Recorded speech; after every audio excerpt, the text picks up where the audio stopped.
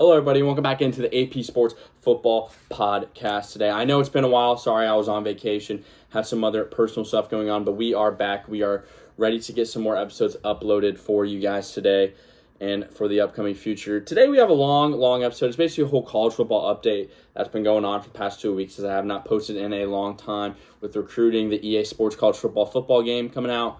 Everyone loves that. Some other key points that I will be talking about today, but we'll get right into it today, as the first topic that we have discussed on the episode is the conference realignment winners, in my opinion. So for this category, I basically it's the teams, the programs, the conferences that just benefit the most out of the conference realignment. You know, that was a huge thing, and July 1st just became really effective as everything, you saw everyone changing over. July 1st was that date. But there's been some huge things to talk about. As this is a recently new channel, so I've not really talked about the conference realignment that much personally, but I've had some thoughts on that. I think it's great for the sport. It has its benefits and its non-benefits. I'll give you that, but I think overall, it'll be very good. So for those biggest winners, the first team that I have here is Penn State. If you've seen my other videos, I'm very high on Penn State this year. I think Drew Aller, that offense, they'll get cooking a little bit this year with the new offensive coordinator coming in. I think they'll be very good defensively, as they always are up there. I think with the new conference realignment, I think they're going to be even better because they don't have Michigan on their schedule this year. Yes, they have Ohio State. As you see, I'm putting the schedule up right now.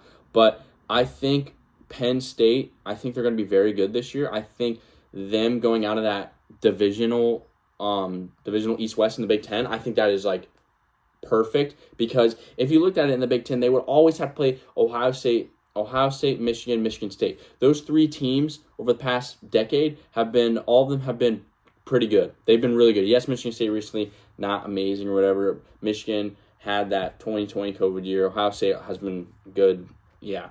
But I think Penn State has the ability to do a lot of stuff that a lot of people are doubting them to do this year. And I think them getting out of the divisional side and going into just one big column, like how the Big 12 was, I think that is very, very good for Penn State and for some other Big Ten teams as well.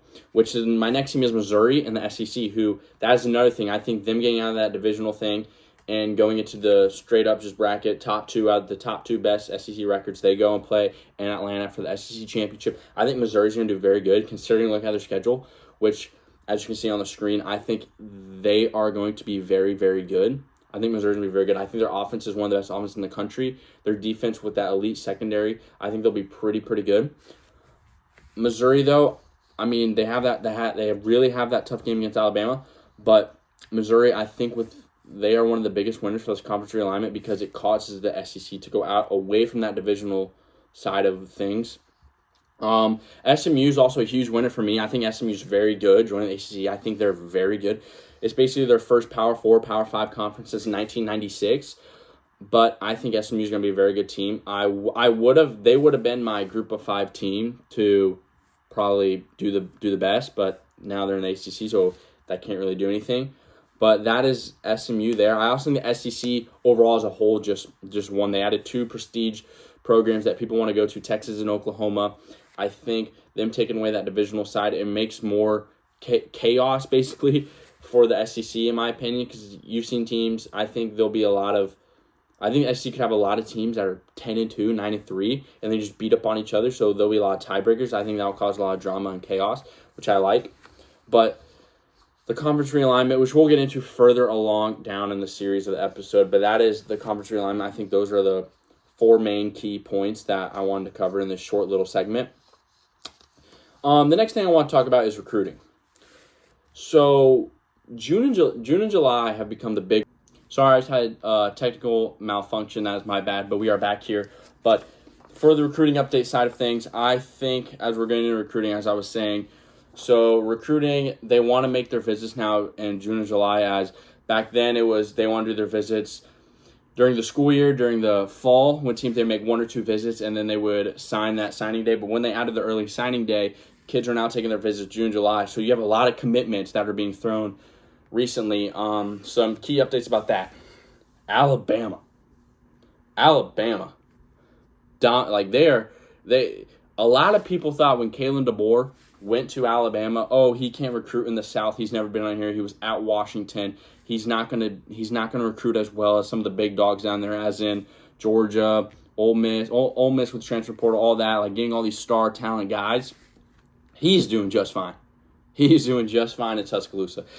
He's dominating the portal. You look at who they're getting: 4 stars, 5 stars, one of the best 3 stars. Like they are gaining people left and right, and I think he is one of the best coaches. I think people still want to go play for that name for Alabama football. They want to go to Tuscaloosa. They want to play for one of the big dogs. I think Alabama is still one of the prestige programs in the country. Yeah, Nick Saban just retired, but what he left there is just phenomenal. Phenomenal. The best college coach of all time. I think Alabama, they're dominating it. They're just, I don't know if people are ready for that conversation about, okay, a lot of people thought, okay, Nick Saban was going to leave. Kalen DeBoer coming in, he's not going to be that guy to recruit and all that. So they were expecting Alabama to take a downfall in that. They're not slipping away. I think as of earlier, they have the 8th best recruiting class right now, that's just fine. I think it was 8. It was either 8. It was top 10. It was top 10. We'll say top 10. So they have a top 10 recruiting class. A lot of people thought they would slip out of that. No. I was thinking if Kalen DeBoer can have a top 10 recruiting class with how he develops players, how he is as a coach, Alabama's just going to be just fine. They'll have their 10-win season every single year. But when they're going to have a top 5 recruiting class, heads up, Alabama's not going anywhere. They're not going anywhere. That's the reason I've been so good. Nick Saban, he's gotten those players. He's dominated in the high school ground. Nick Saban, I think he built Alabama football. He built it up. I think everyone wants to go play for Alabama football. They realize Kalen DeBoer, he's a great coach. He wins everywhere he goes. He produces talent everywhere he goes. Kalen DeBoer's a really, really great coach. I think Alabama and the recruiting scenario, they're not going away. They're not falling off. They're going to stay right there with Georgia. They're going to stay right up there with Ohio State. They're going to stay right up there with Texas. They're going to stay right up there with all the big name, big dogs programs. And if Alabama's like that, guess what? They're not going away. Oregon's been another team, and that has been shocking with the guys who are getting all these 5 stars, 4 stars, great players. Oregon's going to be very, very good. Dan Lanning's going to do a very good job over there. Big one, 5-star tight end out of Kansas. He committed to Kansas State. I think that's a very good pickup for Kansas State. As you know, they're going to be very good, in my opinion. I think they're one of the teams I have to be very good in my top 15. So, but the main thing about recruiting is just Alabama. That's just star right next to it. Alabama is doing amazing right now. They are doing amazing right now. Okay, now on to our next segment of the thing, and here's the controversy.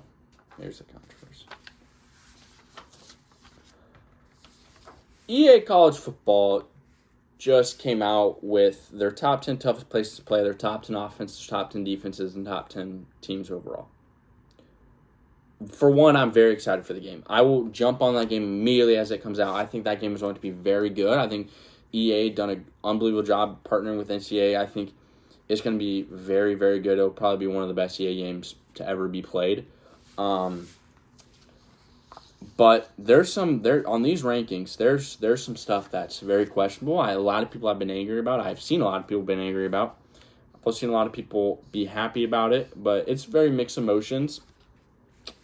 We'll start off with the top 10 places to play. I have the list right in front of me. So at number 1, I'll go from 10 to 1. Number 10, we got Ben Hill Griffith Stadium, Florida. Number 9, Doak Campbell Stadium, Florida State. 8, Gaylord Family, Oklahoma Memorial Stadium. That's 8. 7, you got Wisconsin at Camp Randall. 6 is Beaver Stadium for Penn State. 5 is Sanford Stadium for Georgia. 4 is Ohio Stadium for Ohio State. 3, Tiger Stadium, LSU.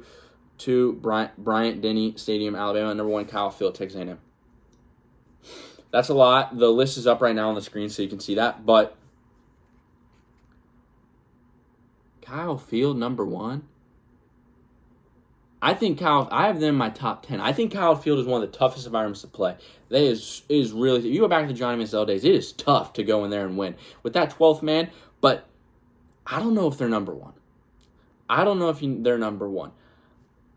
I think LSU should be number 1. That's my personal opinion. I know a lot of people agree with that. I've seen a lot of controversy with that. Tiger Stadium gets rocking.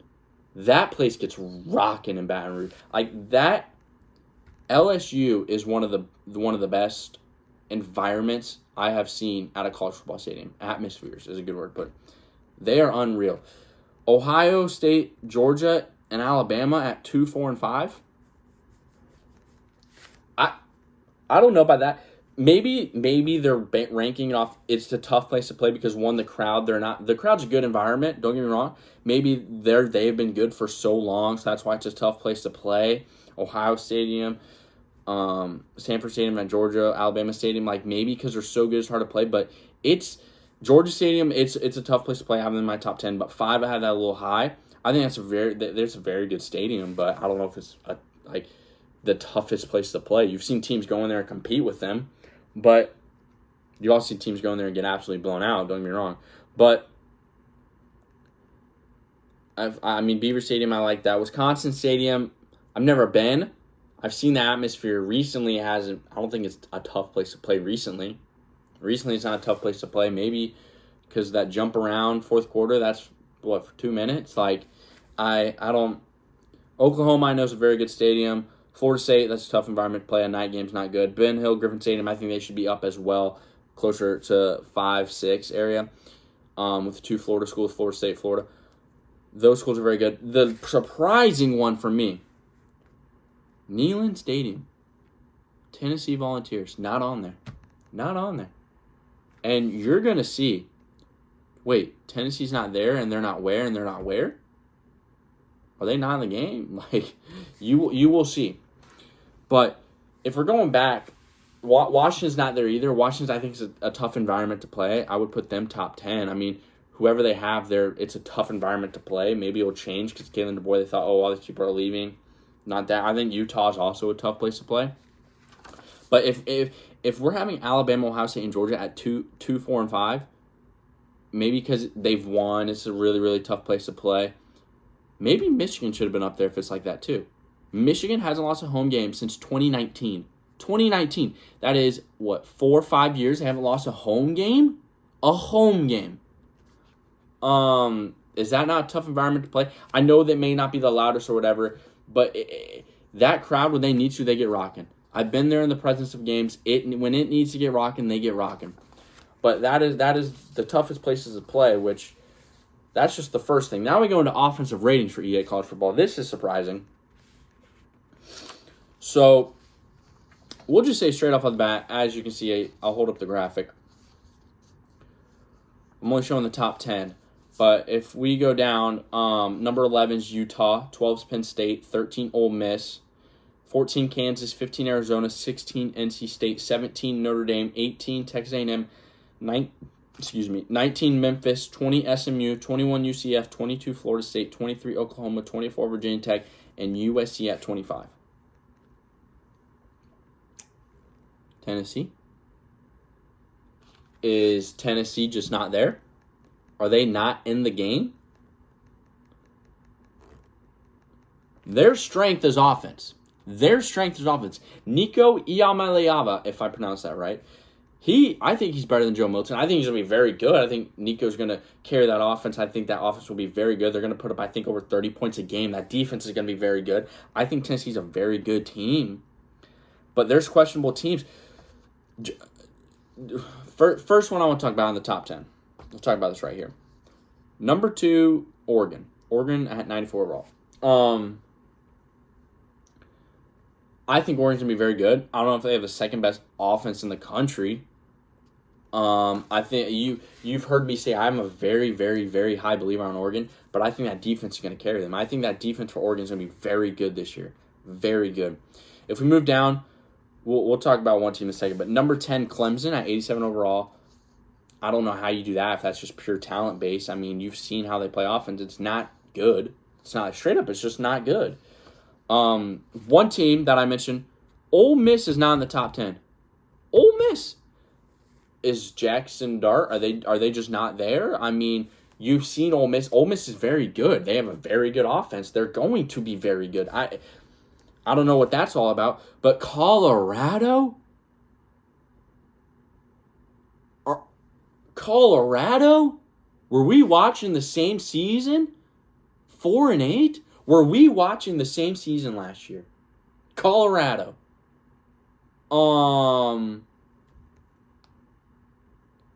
Yeah, they have Shador, Travis Hunter.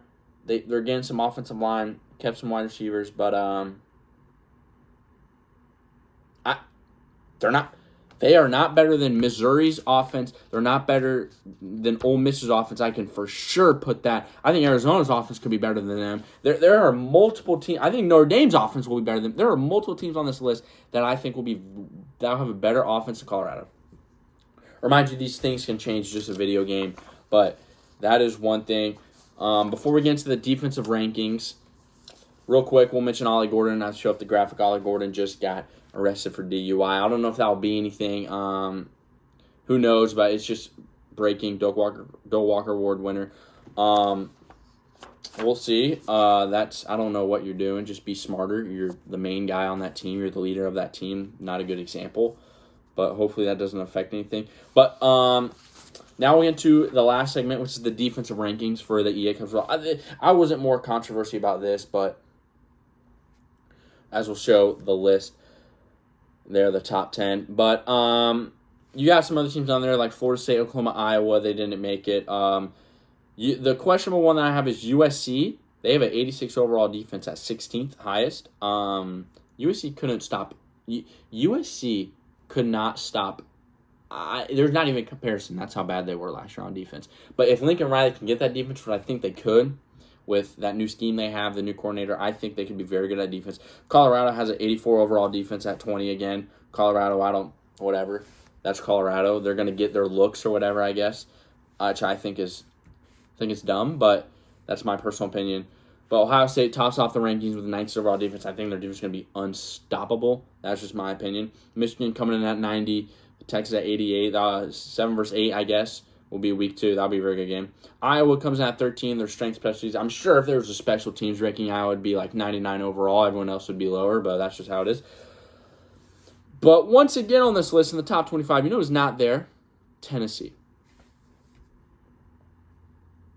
Is Tennessee not in the game? I'm very confused. They have the potential number 1 overall pick on their defense. Are they not there? Like, I'm very, very confused. Are they just not in the game completely? Not in the game completely. Not I'm a little shocked. I'm a little shocked with that. But that's just my opinion on that. I think those are the rankings. I think the defensive side is more better. The offensive side, I'm completely just mind blown about. But that's just my opinion. I mean, offensive line, I guess they have some factors into that. But no Tennessee in either rankings, but. That is the EA Cultural Rankings, which, as I said, I think it's just a game. But this game, it's going to be groundbreaking. I think it's going to be very good. Very good success by EA and CA doing all that. That's going to be very good. But that is it for today's episode. But real quick before I go, we will be getting into more content release, more of that. I'm getting back into the groove of things. I had some personal stuff. I was on a vacation. Getting back into things. We'll post some more graphics as we get on, but tune in for tomorrow. I will be making an episode tomorrow, so tune in for that.